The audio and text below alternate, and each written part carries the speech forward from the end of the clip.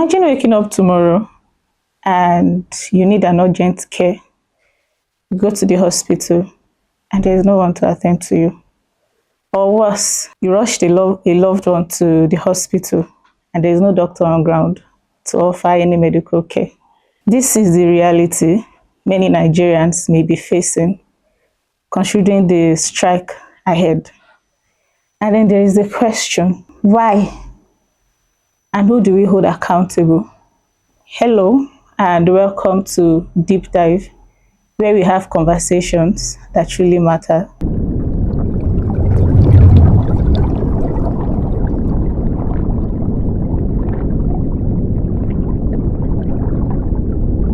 Because of the tension that is rising due to the planned industrial strike by the Resident Doctors Association of Nigeria, we have with us here in the studio today the President, Association of Resident Doctors, Gombe State, to help address this issue and give us more understanding as to why this is happening at this time. So with us is Dr. Sadiku Usman. It's good to have you join us, sir. Thank you very much. Thank you, sir. Honored. Yes, sir. So before we move on, I know as a doctor and a leader, how is it for you this season, this period, considering all that is going on? And I am sure your attention is needed everywhere. So how are you handling it all? It's actually very stressful, and it's going to even be more stressful because by the time you go on strike, if you are not available in the hospital, they'll still call you here and there. Your relatives, family and friends, they still need your urgent attention. And of course, it's going to be it will be more stressful even going on strike than even staying. I can only imagine.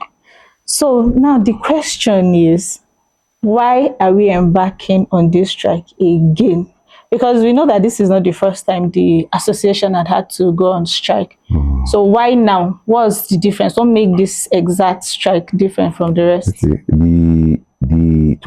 To make everything simple and straight, there was an allowance or part of a salary. We call it the professional allowance. Now, this allowance was inserted into the salaries of all health workers, not only doctors, all health workers from February, March. So now the report we are getting is it has been or is going to be removed for this April salary. So imagine you were on 100,000 naira salary and all of a sudden they say are taking you back to 80,000 naira when all your plans and everything is on that 100,000 naira. So it's just like somebody saying that whatever you are earning, all of a sudden you hear that they are going to reduce your salary all of a sudden with no reason. When you are anticipating an increase, then suddenly they say they are going to reduce it this month end, and that is why the NEC thought it wise to call for an emergency meeting, because what we are expecting is actually a CBA or collective bargaining agreement that's supposed to hold next week for at least some minimal correction in the salary. But as it is now, what you are even getting is what they want to reduce starting from this month.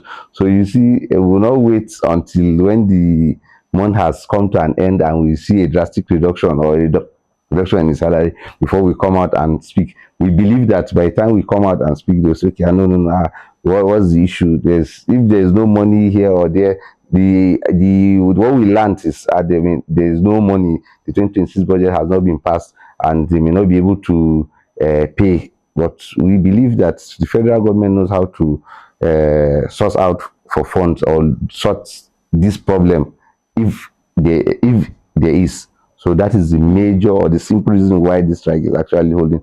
But that is not to say that NAT does not have their demand. These demands range from 19 demands. As at January, we sat down, we said, okay, let's try and cut. Let's see how we can go back to the wards or go back to the clinics while these negotiations continue.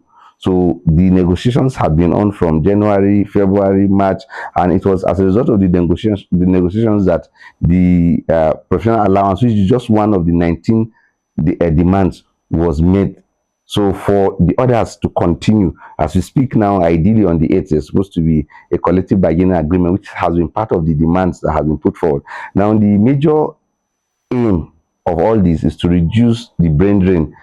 Every now and then, people leave Nigeria overseas for the simple reason the salaries there, Saudi Arabia and United UK, is far better than what we are getting here. And as you know, the entire country now, fuel and everything is actually eating up even the little. In fact, some people cannot, what they earn, if they put on their car, go to work and come back, it's actually, and now the time when fuel is even going up is when the salary is going to go down. So this is just one of the entire demand. So the major reason why we are going for strike now, there are four major reasons. One is for this purported reduction in professional allowance. Let them not stop that, take the salary to last year. Secondly, we call them house officers. They are the youngest in the career. Usually for the past months or even up to a year, there are people that have not been paid 4, 5, 6 months salary as I speak to you. Now imagine you work, you go to work, people see you as a doctor and they are not being paid your salary. And those that are being paid, they don't get, as I speak to you now, they've not been paid, we are in April, they've not been paid March salary. Even the February salary came around 24th or thereabout. In fact, they even threatened the protest before that one came. And they look at us and say, okay, we are part and parcel of ARD, and they pay you why they don't pay us, and you are still comfortable working. So what we want now basically are 4 things to avert this strike that is commencing 12 midnight. One of it is that professional allowance that they are thinking of removing from the salary and taking our salary back to status quo. We want it not to be removed. That's one. Secondly, these house officers that have lingering salary issues, 6 months, 5 months, please pay them. Even if you don't pay them, that's arrears. At least ensure that at the end of the month, by first week of or at least first week of the next month, let somebody be paid his previous month's salary. You cannot be talking about March salary. Today is already 5th or 6th, and nobody knows when that salary will come. And we just finished Salah. It means that a lot of people would have celebrated salary without pay. This is the second most important thing. The third thing is, even among us, the ARD members, there are a lot of us that have salary arrears of 2, 3, 4, 5 years. For us, thank God, in our own institution, we don't have such cases. But across the country, you see people that their salary arrears, promotion arrears, dates back to 2024, 2023, 2025. You understand? So as part of the 19 demands was, okay, these people that have salary arrears and whatever from arrears, please pay them. So the money was calculated. It was sent to the federal government. We still await payment of that amount, of that money, not to us, because we now at FTH, we don't have that problem, but there are people in other centers that have that problem. Some people, 3 years ago, somebody is still looking forward to receiving his arrears of those particular time. So these are among the major reasons, or those things that have been put forward to the table. It was agreed in around January that, okay, they will try and pay. We waited January, not in February, not in March, and now we are already in April. And the one that you are even receiving now is, you say you want to remove it. I can only imagine. But before we go on, for some of our viewers, when you refer to resident doctors, who are actually the resident doctors? To what percent can you say the resident doctors are the backbone of our health sector? So what would you say? You see, resident doctors make up about 80%. Wow. Because resident doctor is anybody below level 15. That's for state government, or below. In fact, it's only consultants and not resident doctors. And when you look at the country as a whole, you can count the number of consultants. For Gombe now, for instance, resident doctors make up approximately 80% of the total doctors in Gombe. The house officer is among resident doctors. The medical officers are resident doctors. Those doing residency are tag resident doctors. So it's only consultants that are, and consultant is someone who has even completed his training, and so they are the most senior people in the cadre. So they are the only ones that are not. So looking at it now, it's safe to say that the resident doctors are indeed the backbone of our health sector. They are the foot soldiers. So looking at the whole strike action and all, Specifically now for Gombe State, what would you say? What is going to be the impact in our healthcare sector if majority of our doctors are going to be on strike? For the average Nigerian who need a healthcare, what are they to do? What should we expect within this season? The only hope we can have now is for the strike not to become protracted, because we want to believe that the federal government too will do everything possible to avert it, or to, at least to ensure it doesn't go beyond 24, 48 hours. And as it is, usually there's almost always room for emergency services. Like we said, there are doctors who are non-resident doctors. They are around, and at least they will be able to. The aim is for emergency cases or emergency cases to be sorted out. So we believe that the consultants are there, the principal medical officers, that's the very senior doctors are around. At least they'll be able to put in their best, especially as regards emergency cases. And even at times, depending on the situation, you see, when there's a disaster or there's a very strong reason why even resident doctors can, depending on the situation, like when you have peculiar cases across the state, NAD is almost always reasonable. They'll say, okay, the social center, please, because of your peculiarity, please, we have been exempted from this strike, or you have been exempted from, or you can offer emergency cases, although this is a total, indefinite and comprehensive strike. So considering the demands surrounding this industrial strike, what can you say is the barest minimum that the governments have to meet before this strike will be called off? you see, the demands were 19. The barest minimum are these 4. But when you look at it very well, the major reason why the strike is starting is because now you have reduced somebody's salary.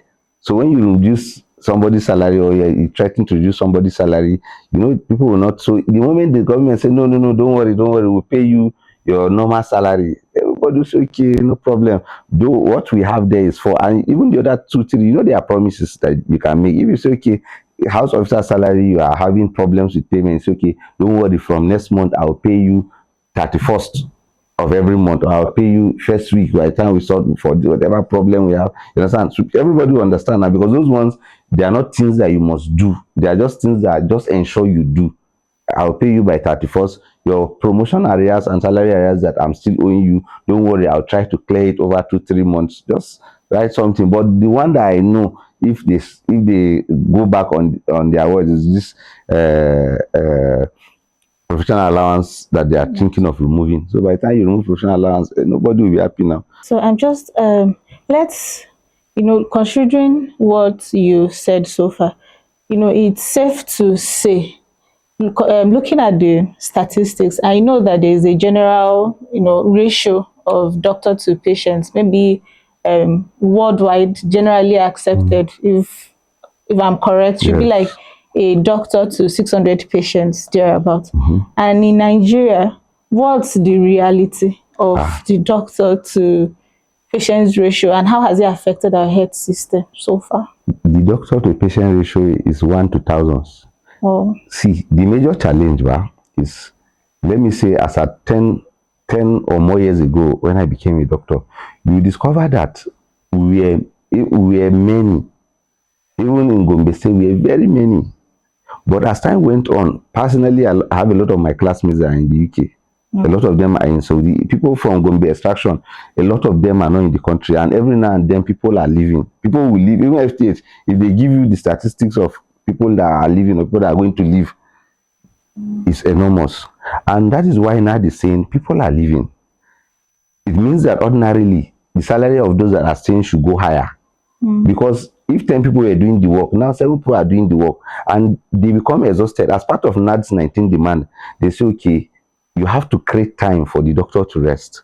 Any doctor that has not rested, imagine somebody has operated 5, 6, 7 patients, and he's going to next operate your patient. It can be a disaster. Anything can happen, and nobody will reason with you that this guy has been working from morning to night. That's why he's making this mistake, and that's why we want a situation where, as part of the 19 demands, which are not part of the minimum demands for this particular strike, they are part of the demands for January strike. It is that there should be a framework, a minimal amount of time every doctor should work And if you work beyond that time, then you should be paid extra for the work you do, because you cannot ask people not to go, but you can pay for additional work that is done, so that the person, now if you do CBA, a lot of people will not have reason to go out. Why do people go out? They go out because money. People earns in millions overseas. So why are you going out? You're not going out because you are going to enjoy UK. You're going out because what you are getting here is what people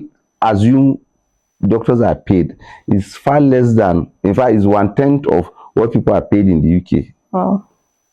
And with the market, see now, it will take, when before, like when I finished, became a doctor, within 1-2 years, you can buy a car. At least that's, but now, my sister, it will take you, this Corolla LE that people you see, now it will take a doctor 5-6 years without getting Corolla LE, because that is what the country is presently. This is a high. So that's the major challenge. And the major thing is we are looking at how we can make people stop going out by increasing. We didn't say take it to what those people in the UK are, because of course you can't compare, but just improve it, improve the living standard, bring things for us to work with. We are the same people going to the UK and working. It's not any other person. My very good friend, in fact, most of my friends are in the UK. In fact, when they call me, say, what are you still doing in Nigeria? Because they do very well. They have houses, they build houses. How many doctors have houses? A lot of us are living in quarters. So I think these are the issues, and they are very terrible. So before we go, there is a lot of Nigerians doctors are always going on strike, people are calling off the strike, and then, because I think it was just some months ago, late last year thereabouts, that there was a strike. It was called, and in January it felt like, okay, there was a warning strike, and now people are going on, the association is going on strike again.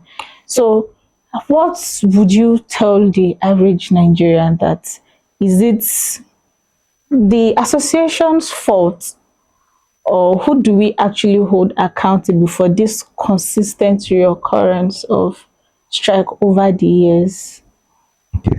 You see, it is inability to sort out the same issue that has been lingering.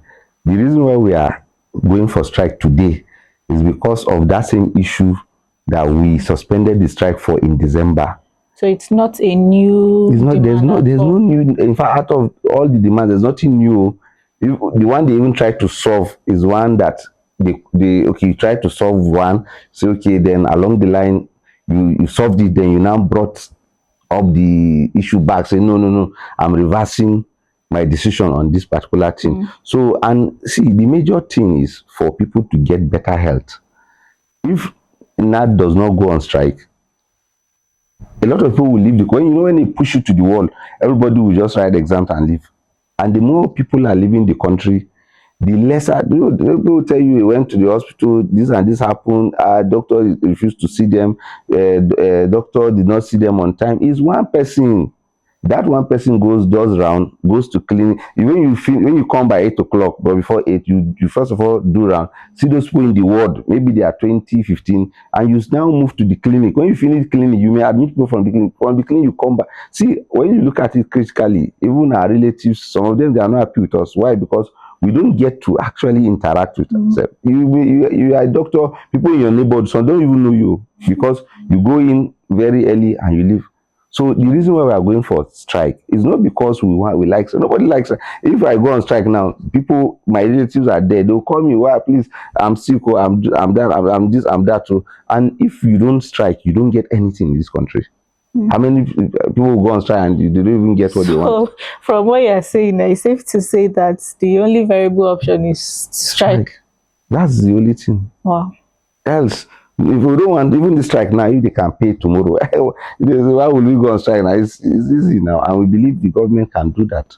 Okay, thank you so much. I think there's been a form of enlightenment. Now, we Nigerians, we can now we know that the doctors are not really our enemies. At the end of the day, what you are fighting for is for the collective good.